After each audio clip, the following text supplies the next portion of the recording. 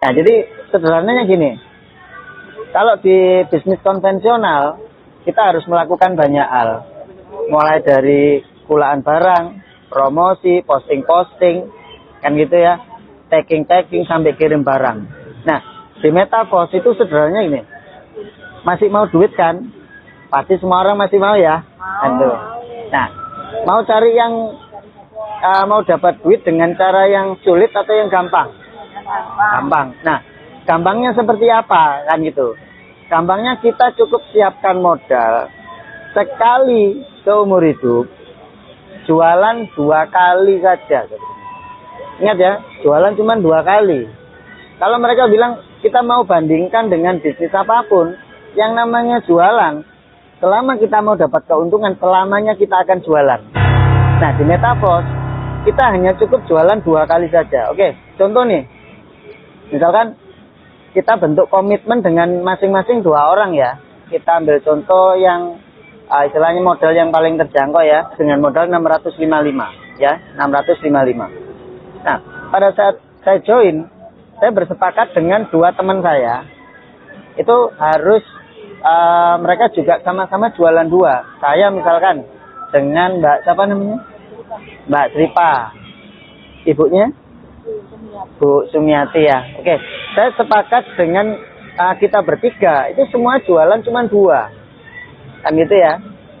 Mek dodolan loro tok modal pisan. Gitu ya. Semua orang kewajibannya hanya jual sistem 2 kali saja. Nah, oke. Kewajiban saya udah selesai. Jualan sistem ke 2 orang, ke Mbak Tripa sama Bu Sum ya. Gitu. Nah, kewajibannya Mbak Tripa apa? Sama. Mbak Tripa harus bentuk tim dengan 2 orang. Bu Sum juga sama 2 orang. Nah, dengan cara yang sederhana seperti itu, orang-orang kan takut modalnya gak balik nih. Benar ya? Dengan cara komitmen dengan 2 orang, cuman jualan 2 orang, saya sudah selesai, Mbak Tripa selesai, Bu Sumiati sudah selesai. Maka pada saat itu juga, modal saya udah kembali dan sudah dapat keuntungan. Oke, resikonya di mana coba? Resikonya nggak ada. Kita cuman jual 2 kali saja ya. Mbak Tripa juga sama, kan gitu. Bu Sum juga sama. Nah, pada saat semua kita berkomitmen jualan 2 semua, maka di bawah saya, di bawah tim saya itu sudah ada 6 orang. Tapi urusan saya, tanggung jawab saya ada hanya dengan Mbak Tripa sama Bu Sumiati, kan gitu ya. Nah, komitmen dan tanggung jawabnya Mbak Tripa itu dengan 2 temennya, kan gitu ya. Bu Sumiati juga sama, tanggung jawab dan komitmen hanya dengan 2 orang. Dan ketika semua sama melakukan hal tersebut, posisi saya sudah naik level 4. Benar ya, level 4 nilainya 1,3 juta. Gitu.